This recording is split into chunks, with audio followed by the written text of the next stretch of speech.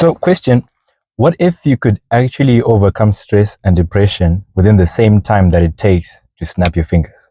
Because you actually can. And today, that's what we're going to talk about. I don't have that much time because I'm kind of like on a lunch break, so I have to get back. So it's kind of a good thing because sometimes I end up talking too much, which I will work on. Don't worry.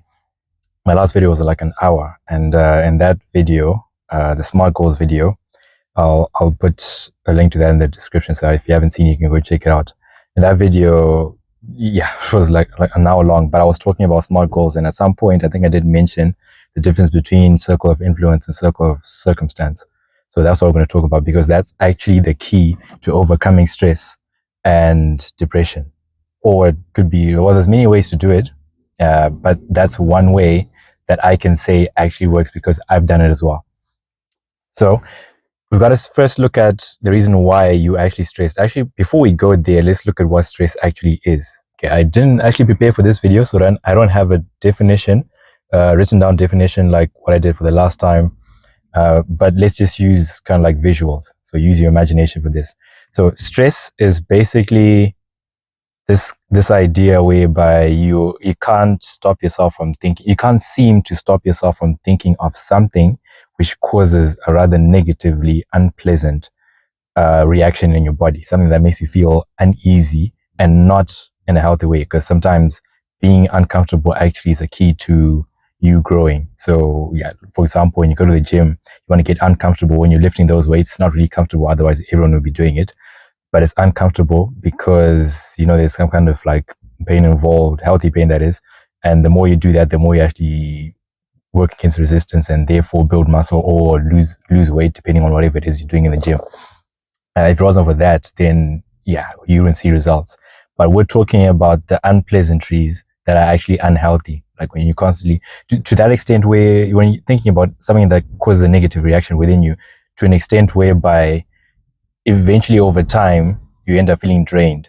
Like you used to have so much energy before whatever it is that you're stressing over started playing itself in your mind. Then over time, you end up just getting to this point where like maybe like a month later, you don't wake up with the same energy that you used to have when whatever that situation is started. Okay, so that's basically what stress is.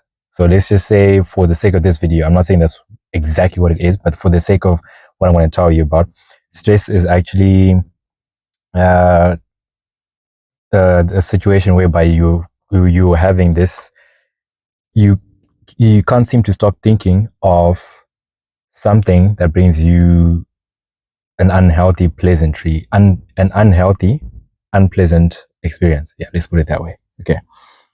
You can tell I didn't plan for this video. I'm just saying whatever it is that's coming to my mind. So that's stress. Okay. So what gets you in that state of stress is your mind is staying in the wrong circle, because there's two circles, like I said earlier in this video. There's a circle of circumstance and the circle of influence. So the circle of circumstance are the things that happen to you that you have no control over. Let's say, for example, if you're a driver, you're stuck in traffic. Happens a lot if you're like in a capital city like Harare or something like that, and especially where there's people that have lots of cars now. You get stuck in traffic, or maybe you're not even driving, maybe you're in a combi and you're late for work, or you're late for an appointment, you're late for your interview, and then you're in a combi, then suddenly you're stuck in traffic. Or with combis in an area, sometimes they can get you unstuck in traffic very fast. We're not going there though. But anyway, you get what I'm saying? Okay, so you can't really control the traffic because if you're driving, you can't actually get out and move the cars out of your path. You can't really do that. And if you're in a combi, you're not going to go on the steering wheel and actually take over the combi.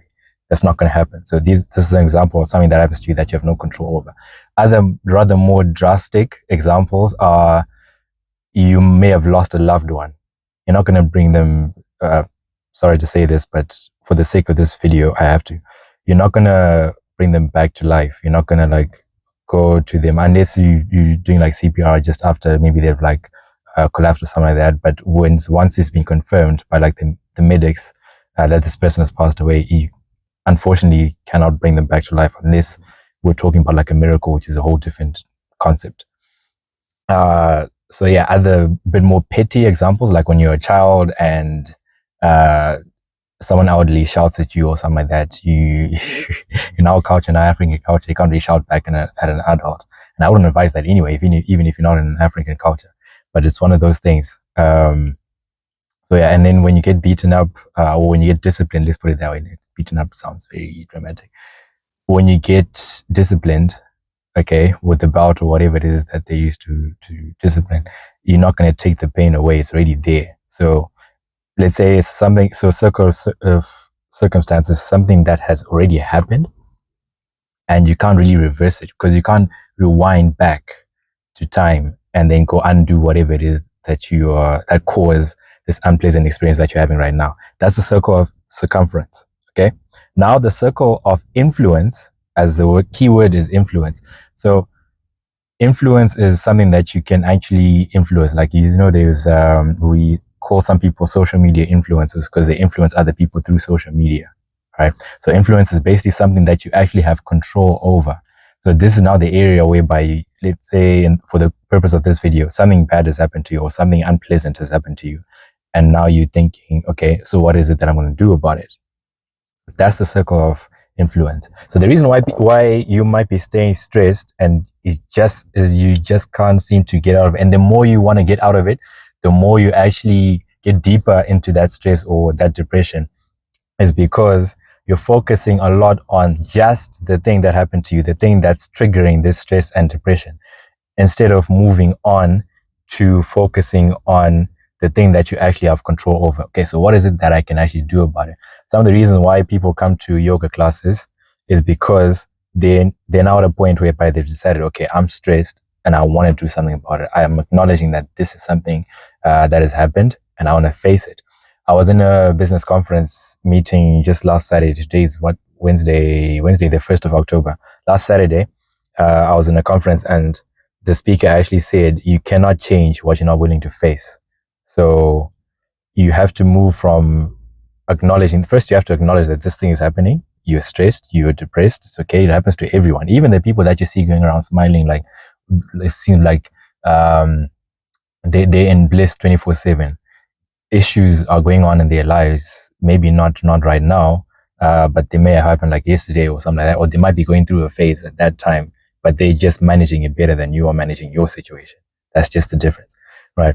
So coming back to this whole circle of influence, you want to move from that point of accepting that this is actually happening to you, and you want to now do something about it, right? I'm not saying that you have to go to a yoga class, but you do have to now do something about it. But now it's just in the mind. You don't even have to be in a mental health discussion, or watch like some kind of motivational videos. You just have to tap into your mind, which is where we're going.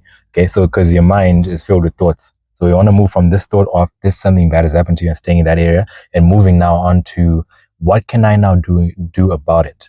So stop saying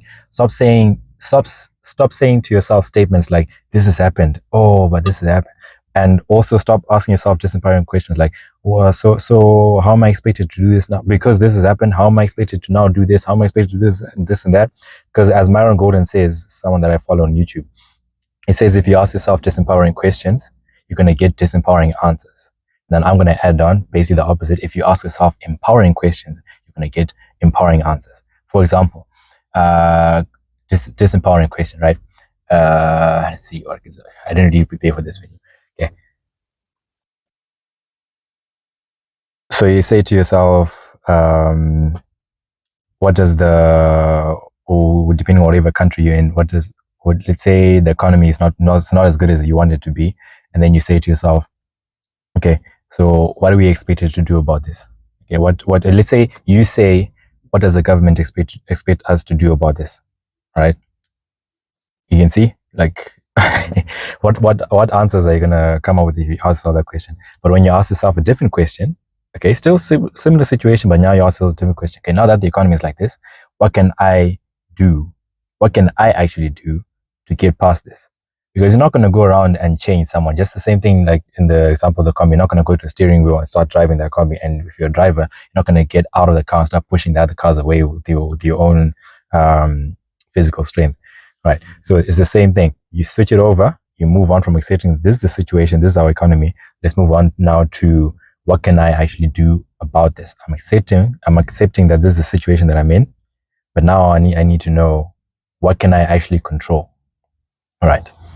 Okay, so that's basically all that you need to do. And guess how long that takes to just shift that from this whole idea of circle of circumstance, where you're just thinking, this is that happened. How am I expected to do this and that? Actually, let me give one final example before I go. I have a friend of mine who, I can't remember the exact details, but I'm not going to share his name to keep the privacy. He was diagnosed with high blood pressure. All right. So that's when the trigger happened. Like, okay, now there's an unpleasant situation. And now he's feeding his mind with all these things, like, okay, the things that happened. His story is about things that happen to people who have high blood pressure. Maybe they've collapsed, and maybe they've even passed away after they've collapsed. So many drastic things, might even fall into illness. So the more he thought of that, the more he actually plunged himself further and deeper into stress and depression. Can you see he's in the circle of circumference? And I was just feeding his mind with just the negative, not the positive, and feeding his mind with the things that he has no control over. Right. So now he actually gave himself a situation whereby he has 5 years to live. I think, if I remember well, he was basically giving himself, okay, within 5 years, something might happen. I might just die and stuff like that. And he was just, you can imagine, he was barely sleeping, he was barely eating right, constant dark cloud over his head because of this thing that he keeps thinking, he keeps replaying in his mind, and he can't seem to stop thinking about. And it's causing an unpleasantly and negatively unpleasant reaction in the body. Okay, guess what he decided to do one day after so many days, I don't know how many months it was, excuse me, of just having this dark cloud. He decides one day, I've had enough, I can do something about it. Guess what he does? He goes to see the doctor and tells the doctor the situation, and then the doctor says, okay, let's take your blood pressure. Let's check it out and see where it's at. And guess what? His blood pressure was normal. And you can imagine, like, maybe it was normal like a week after he was diagnosed with high blood pressure. And then maybe, let's say for argument's sake, he had lived the whole 5 years just thinking that, okay, I've got high blood pressure, anything can happen to me at any time. He could have saved himself 4 years of stress. Okay. That moment, so we're coming back now to the beginning of the video. How do you overcome stress and depression within the same time that it takes to snap your fingers? You just simply ask yourself the question, what can I do about this? Okay. You notice that you have a problem. Now you move on to, what can I do about this? So notice I didn't say that stress and depression evaporates and just goes completely away within the same time as a snap of the fingers. No, that's not what I said. I said you can overcome it. That moment of just shifting your mindset, that's the pinpoint where you actually overcome it, and it just takes as little as the same time that it takes to snap your fingers. And then, yeah, give yourself patience, because sometimes it does take time depending on who you are, or where you are, and what it is that you're actually doing to help overcome that. Okay, because there is some activity required, but we're just talking about the mindset. The moment you ask yourself, what can I do about this? You get so many empowering keyword empowering answers that are going to help you and put you on the path whereby stress and depression are at least lowered. Okay, maybe they might not go completely away, because bad things, again, let me not say bad things, I don't use that word for a reason I'm not going to discuss for the sake of time, but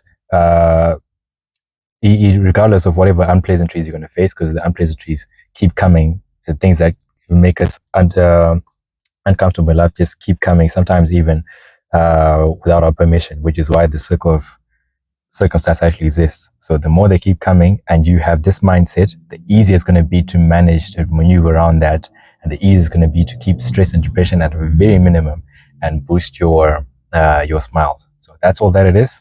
Okay. Let me know if you have any questions in the comment section, and I'm happy to answer that, because stress and depression is stuff that we talk about in the class, in my membership classes. So I decided, okay, let me do something on the YouTube atmosphere and just share it, because some people might not be able to make it to the class, but at least with this you can benefit, even if you're not in Zim, because I'm in Zim right now, H-Town. If you're not in Harare, Zimbabwe, you can benefit from this. You don't have to be in a yoga class with this, and the yoga will be a very added benefit for that. Right, stay blessed. See you in the next video.